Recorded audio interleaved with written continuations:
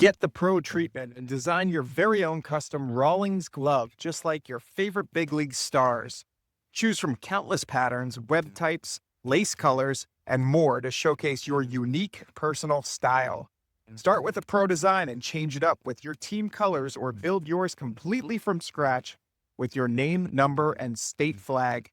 Visit Rawlings.com to design your custom glove today.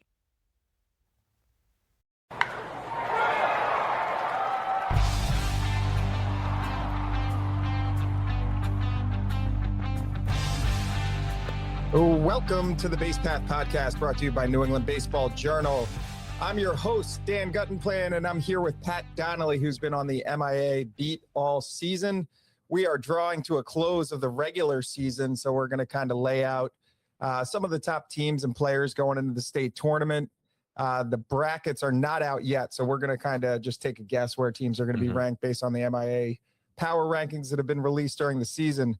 But Pat, what's the season been like for you? You've been out to a lot of games, seen a lot of players. What are your kind of takeaways from the season? Yeah, it's first off, it's crazy how fast the spring season always seems to go. Every year, it feels like playoffs just seem to sneak up on us. Yeah, it feels like you should get to the end of May and playoffs start, but it starts more. It's always sneaks up on us. But I mean, the theme has kind of been, we kind of talked about this on the last podcast, how BC High, I feel like, is kind of a tier above at the moment, especially in Division I. And then you get like those next 5 or so teams that are kind of all in a similar tier. And you have teams, obviously at the upper end of that tier, like a St Johns Shrewsbury or Taunton.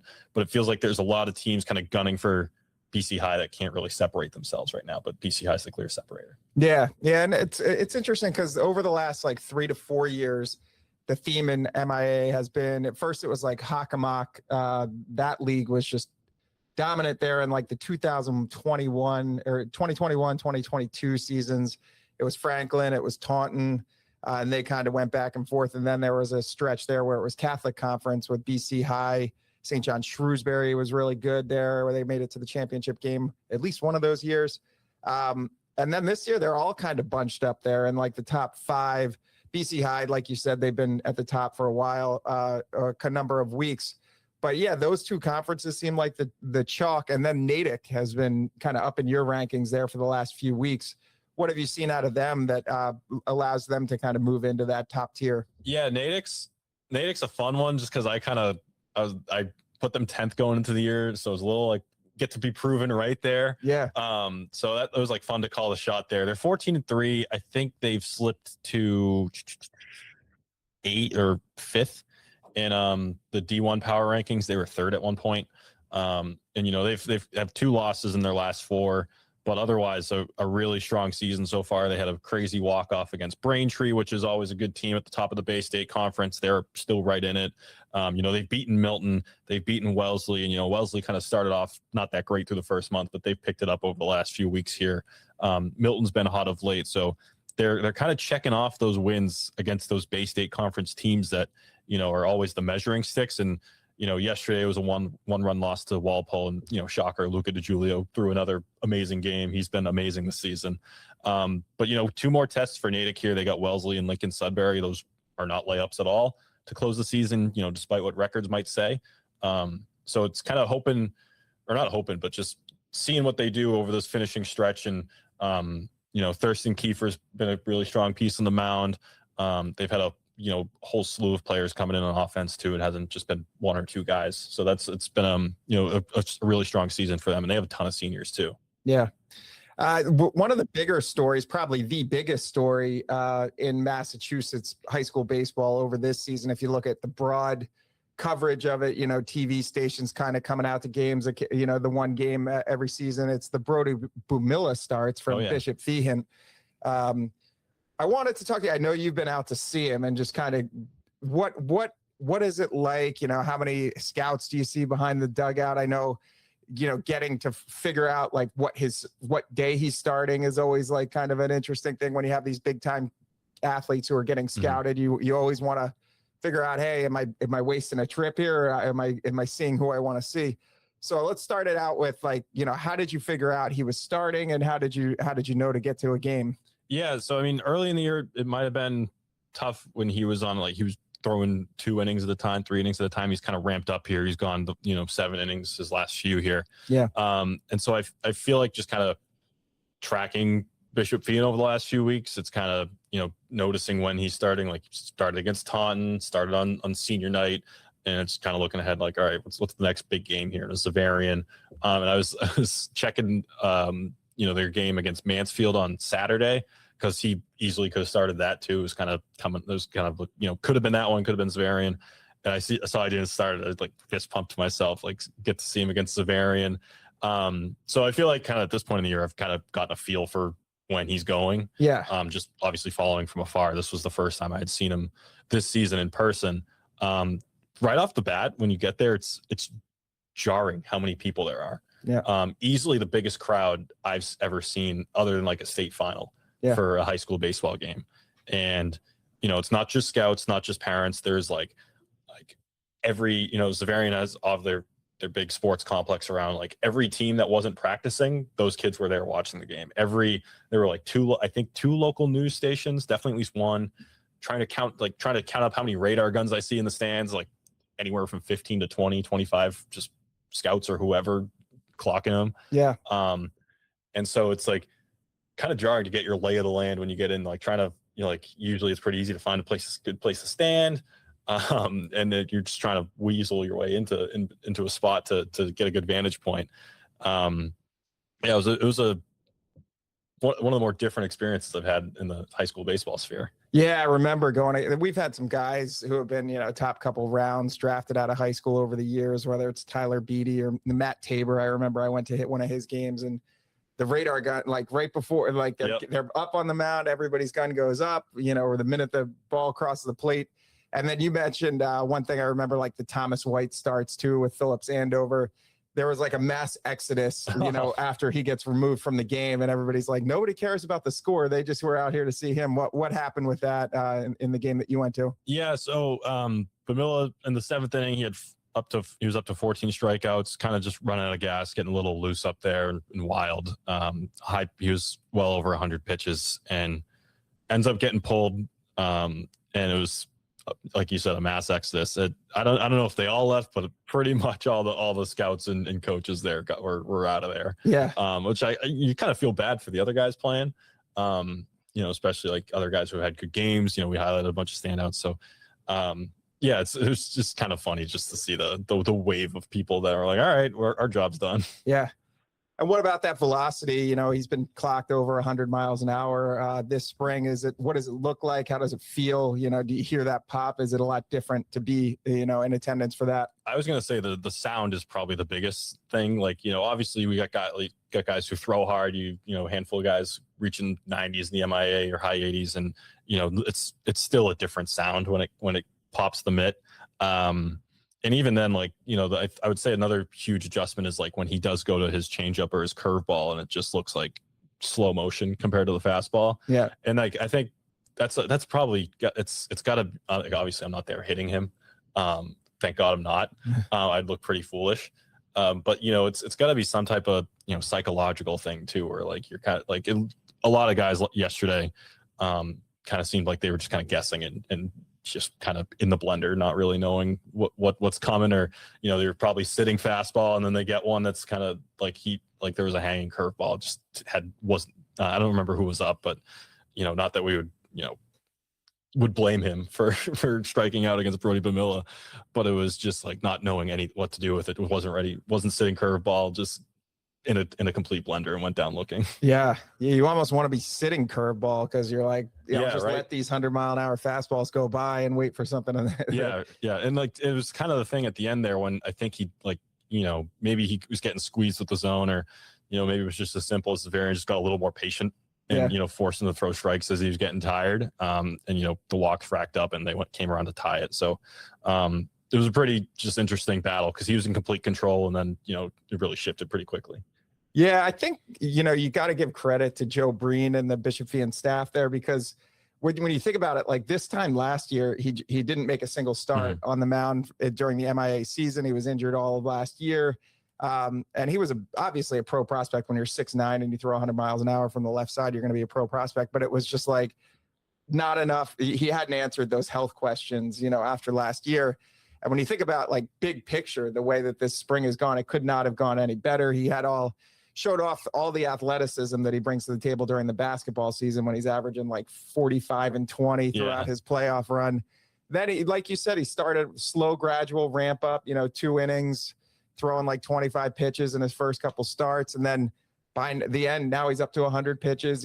And over the course of the season, you were mentioning before we went on the air here, like his stats are just crazy. Like it was the first earned run that he gave up yesterday. Yeah, yesterday was he had given up. Again, I haven't gone through every single box score, but I believe 2 unearned runs to yesterday in the season. And this is May 19th. We're talking. Yeah. So as of May 18th, I believe it was 2 unearned runs, and yesterday, first earned runs of the season, which is just insane. No matter who you are, like it's going to happen. But it's kind of just like when you compare that with the strikeout numbers, it's just nobody's been able to touch him. Yeah. It's striking. Yeah.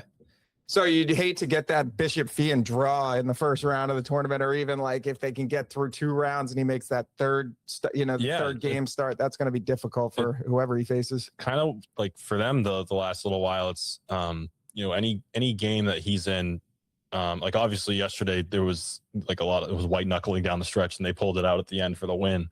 But it's been kind of just pencil in a win for them whenever he starts, and it's the question for them will be figuring it out in between his starts, and can those guys step up and propel you to whenever his cadence is is it the quarterfinals or the semifinals? Can we lock in and get on to the next? Yeah.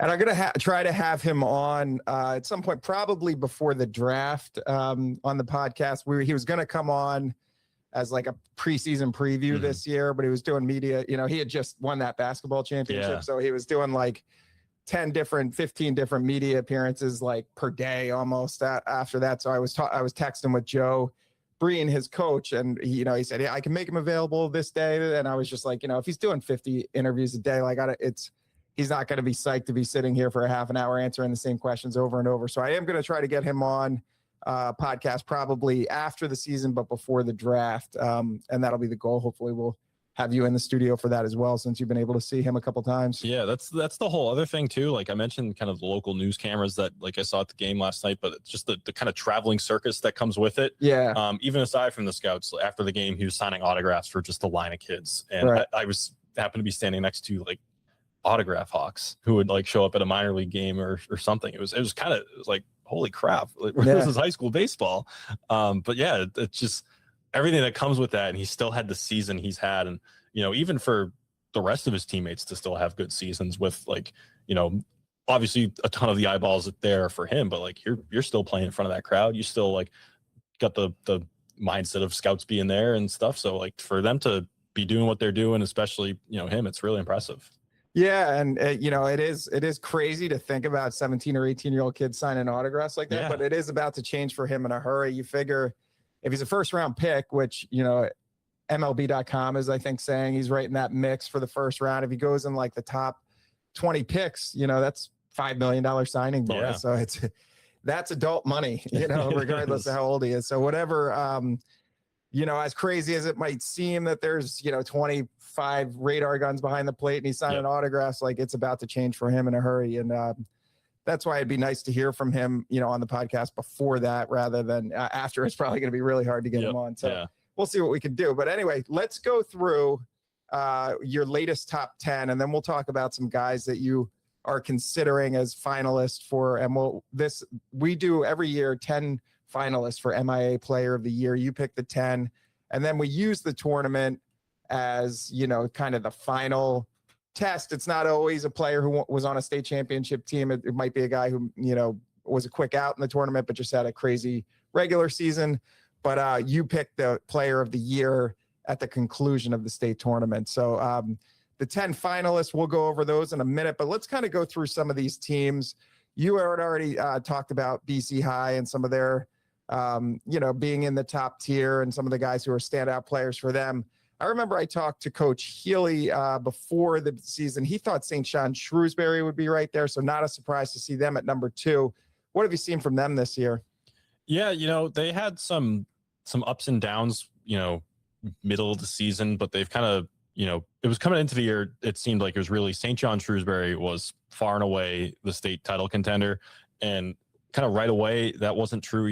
They dropped one to Catholic Memorial, dropped one to St. John's Prep. And obviously those are good teams in the Catholic Conference, but okay, they're human. And so, they've kind of gotten it back on over the last few stretch here of the last, month-ish, 3 weeks. Mm-hmm. They've only lost twice since, April 20th. And they've beat Catholic Memorial by a blowout. They beat BC High. It was a 1-run loss to St. Mary's where the bats just kind of never got going, but they've beaten Zavarian. They just beat Chelmsford, the defending champs, yesterday. So like every kind of tick on the resume is there for, beating those quality opponents. And they're one of those teams where just the amount of talent they have, like as we kind of highlighted going into the season, the amount of seniors they have is just one where you feel like once it comes down to it in the state tournament is where they'll really start to shine. Yeah. And that's the way it can work in the state tournament is like, I heard this about the NBA playoffs lately is like the deeper you go, the fewer people you can trust in your rotation in the playoffs. And it's almost like that when you get deep in the tournament, it's the best pitching on the mound. Mm-hmm. Some of these lineups you're like, if we get something, some runs produced here in spots 1 through 4 in the batting order, great. But if it gets to 5 and nobody's on base, like we might have to wait a couple more innings for somebody to come up and threaten. So it's good when you have a lineup loaded like St. Johns Shrewsbury with seniors and experienced guys who have played in the state tournament, because that, sometimes you get a big production out of the bottom third of your order with teams like that. So let's skip down to, we already did Natick as your number 3 ranked team. We talked about them earlier. I want to talk about Taunton and Franklin, because they've kind of had like polar opposite seasons. Like both of them have had losing streaks in the middle of the season. Franklin is kind of on the downturn and Taunton's going on the way up. What have their seasons been like, those two teams? Yeah, Taunton just came out firing. I think they started 7-0 and then they dropped 5 straight. Right. And they were on the verge of falling out of our top 10. And now all of a sudden they've won 5 or 6 in a row. Right. Or I believe it's up to 7 in a row now, as of yesterday. Just their ability to kind of bottle it and get hot at any moment. We talk about player of the year candidates like Joey Benoit's been unbelievable over the last few weeks, just power hitting and kind of coming through in key spots. Like Corbin Mello had 6 RBIs against Franklin and a huge, it was kind of never close in that win over Franklin last week. 14-5 is just a rout. And kind of everybody got in on it that night. So it was whether you got Jeremy Neef in there, just kind of Aiden Twig. It's kind of been a who's who, and with Joey Benoit at the forefront. Yeah. And Franklin, like I mentioned, they kind of have gone through their losing streak a little bit later in the season, kind of more heading into the tournament, but I would definitely not. They're a battle-tested team in the tournament too. They're a team that can get hot, and it only takes a 4-game winning streak to win the state championship once you're in the tournament. So what have you seen from Franklin this year? Yeah, Franklin was number 2 for us for most of the season up until the last 2 weeks. They'd gone through 5 losses in 6 games, but they've come out on the other side with 3 in a row. Really kind of I wasn't there, so I don't want to, speak for the emotion of the win, but it was a 1-0 win over all of our Ames. You kind of got one out after a really tough stretch. You got to feel like that's pretty galvanizing. Yeah. And, you beat Bridgewater Raynham, who's had a good season. Milford is battle tested the Hockomock. So you come out on the other side of that and you're playing good baseball all of a sudden, kind of when you want to be playing good baseball. So for them, it's like we said, battle tested. We know the season Ethan Edmonds has had as a freshman.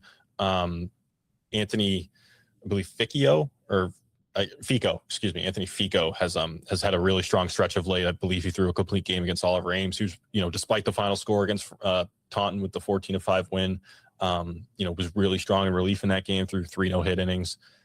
So Franklin, they're like the Hockomock kind of feels like the Hockomock and even the Catholic Conference kind of feel like a microcosm of the D1 power rankings overall, where you kind of have the clear at the top, BC High and Taunton. And then the rest, it's like in the Catholic Conference, you have CM, St. Johns Shrewsbury, Zavarian, kind of like St. Johns Shrewsbury is at the upper end of that tier, but they're all kind of right there in the mix. And then the Hockomock, you have, Franklin, and, obviously you get into different divisions here with King Philip and Mansfield, but you have Taunton right at the top, And then right behind him is King Philip, Mansfield, Franklin, just kind of all in the mix as far as, the Hockomock in a vacuum. Yeah. So it's everyone's kind of just trying to separate themselves. One other D1 program, and I do want to ask you about the Super 8 return. That was kind of a little bit of an older story now, a week or two old, but Division 1, before we get into a Super 8 format in 2027, where, a team like Walpole or even a Hamilton-Wenham could end up in a Super 8 format. I want to talk about Braintree. I got a text from Bill O'Connell, Braintree coach, the other day.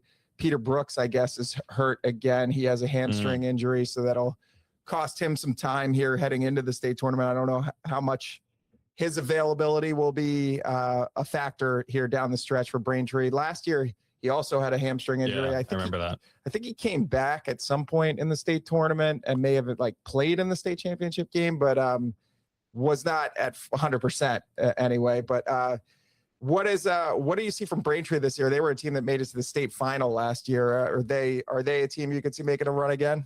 Yeah, Braintree. I think Peter. Speaking of that, last year, Peter Brooks, I think made a pretty clutch catch and I remember it was the semifinals I went to. Yeah. And he came through in that game and he kind of almost when you least expect it coming off the injury. Yeah. So you don't like to see that again. But Braintree is really interesting because they were kind of with Natick and Walpole, kind of just class of the Bay State, regardless of division, as far as that conference goes. And then you look at it here, just kind of four straight losses, 5 in their last 8.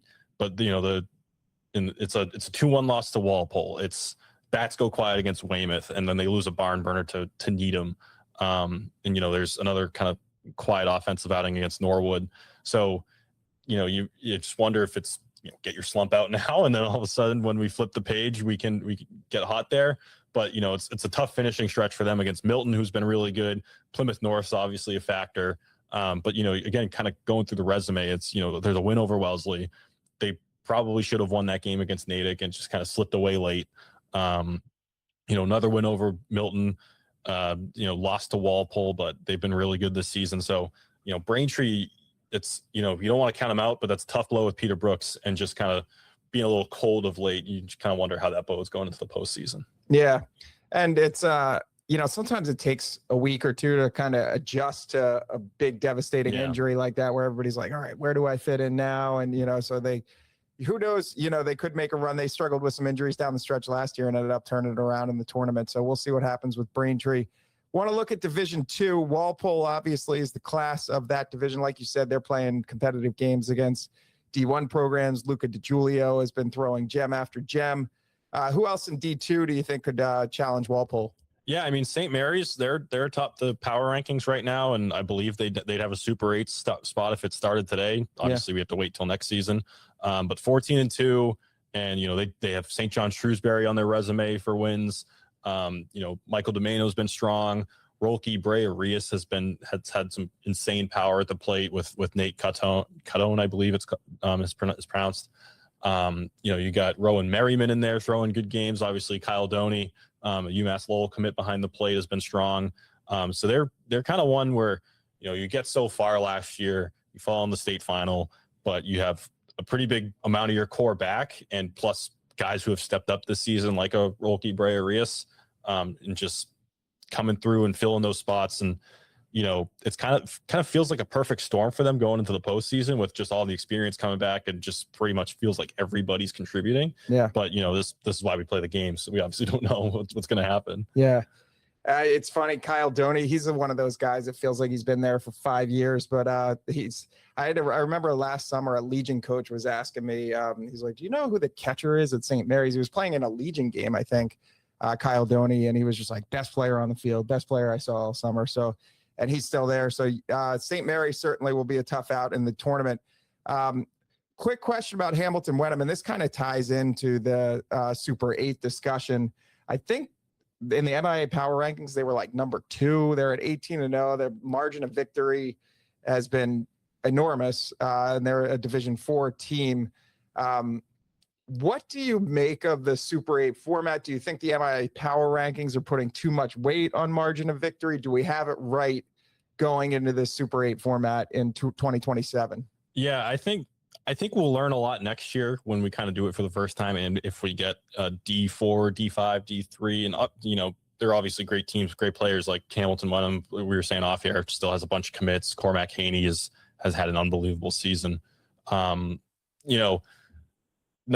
two, I believe as of last week, I haven't looked at it with the updated power ranking came out right before we just went on. So I haven't been able to check what, if anything changed, but last week they would have been the number 2 seed in the Super 8 if it started today. Right. And they're, like you said, the margin of victory is enormous. Their opponent rating is on the lower end, especially when you compare it to those D1 teams. But your schedule is your schedule. You're in the conference you're in, and gosh, they've made the most of it. So, I know in hockey the margin of victory is decreasing for like the max in any given game that can count as 3. It's dropping to 2, I believe, and that's for if that were to happen in baseball, you'd have maybe a Hamilton-Wenham maybe sweating a little more if they capped it, because it just kind of puts so much more emphasis on strength of schedule, right? And that's things we'll probably learn as we get a year or two into the Super 8, and maybe that adjustment does come.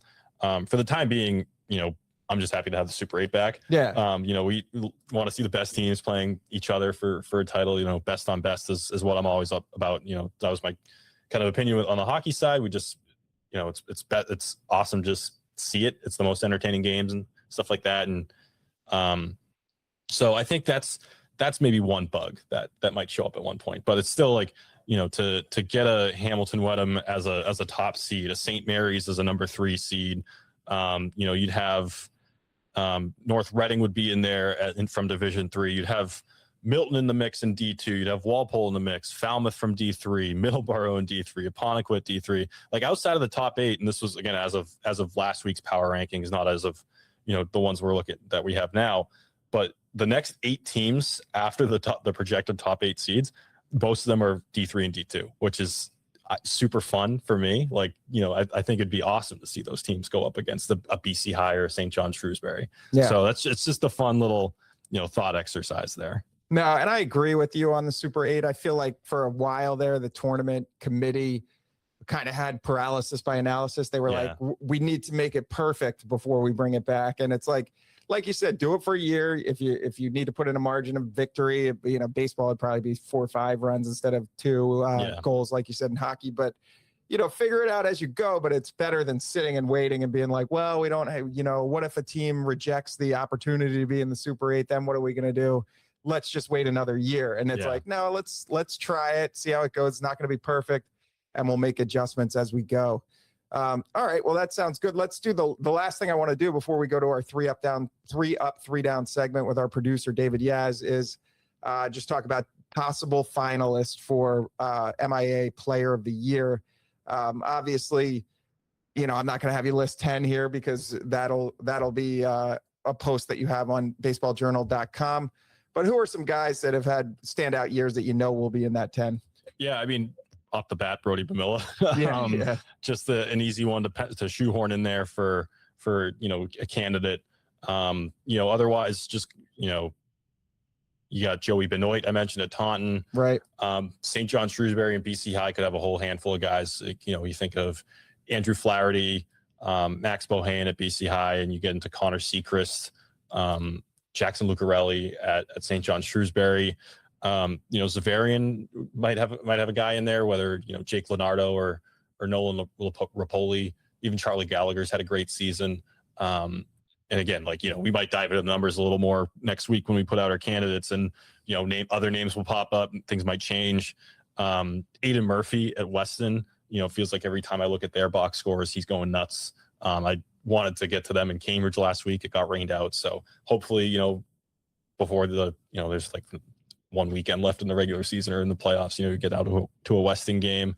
I know Shawsheen's got when you get into those teams in the Division 4, Division 5, D3, when you get to like a Brian Mancinelli in a Logan Hour at St. John Paul II down the Cape, or Shawsheen's got a bunch of guys hitting for big power again this year, just like they did last year.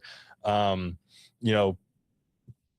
it's Colin Gary at Hingham. So it's a whole bunch of guys that like are just popping up in the brain. Oh, this guy, that guy. So I'm sure as we get to the numbers a little more, we'll have a more finalized list. Yeah, we'll crunch the numbers here in the next week. And you mentioned Luca DiGiulio, Kyle Doney, both guys who could be considered too. I would be remiss if I didn't mention Luca DiGiulio. It's every game has been 6 innings, 7 innings, 1 hitter, no hitter, 2 hitter. He's been automatic this season.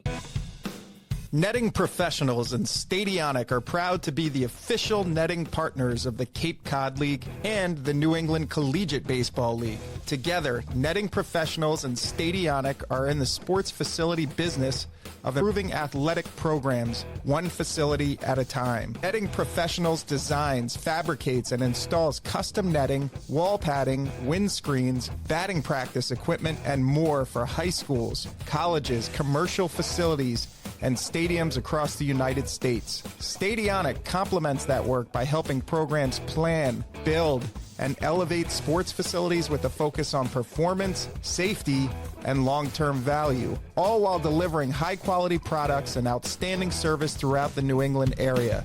Remember, when it comes to netting and building iconic sports facilities, it's Netting Professionals and Stadionic.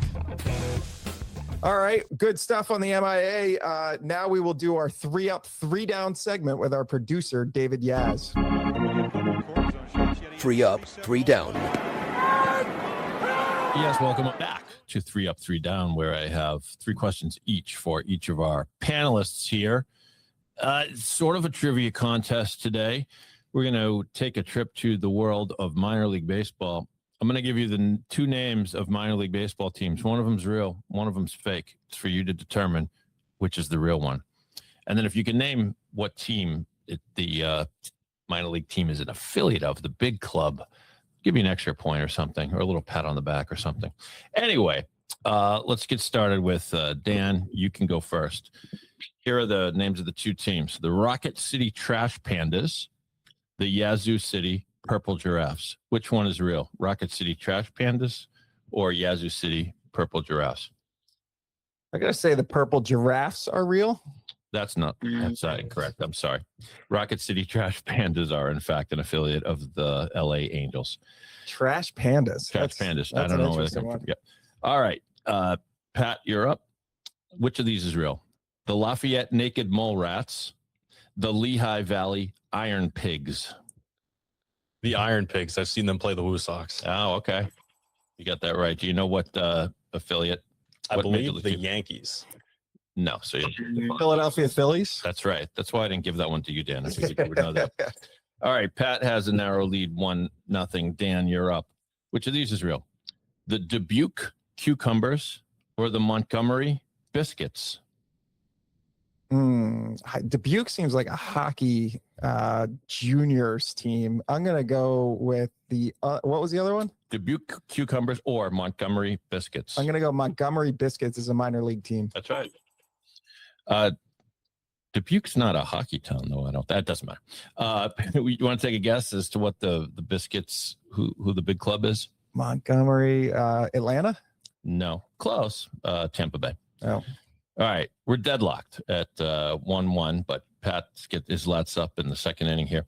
Pat, the Omaha Bazookas or the Kannapolis Cannonballers? Omaha Bazookas or Kannapolis Cannonballers? Which one is real? Oh man, I'm gonna go with the Cannonballers. That's right. Yeah. And we want to guess what Major League Baseball team they're affiliated with. I guess you'll never. Kannapolis. Is the name of the Kannapolis? Okay. I mean that sounds like it's something Maryland. Maybe I'm just too tied up in Annapolis. I'll go with the Orioles. Yeah, good guess. No, it's the White Sox. Not even close. All right, Dan, your back's up against the wall here, but I believe in you. Which one of these is real? The Akron Rubber Ducks or the Tacoma Teddy Bears? Akron Rubber Ducks. That is correct. Do you know what team they represent? Cleveland. That's right. Bang. All right. But Pat still wins if he gets this last one. If not, we're locked in a tie. All right, Pat, no pressure. Which one of these is real? The Sugarland Space Cowboys or the Honeytown Lemon Drops? The Sugarland Space Cowboys or the Honeytown Lemon Drops? You could convince me AI made both of these names. The Space Cowboys. You think that's right? Okay. You are correct. Wow. Congratulations. Yeah. Affiliate of this one, you may guess. Sugarland Space Cowboys. Astros. That's right. Wow. Very good. Wow. I was going to guess either them or the Rangers. At least you won it emphatically. Nice job. I'm going to see what I can do to get everybody Sugarland Space Cowboys t-shirts. I think that would be fun. Back to you, Dan or Pat, whoever's going to wrap things up.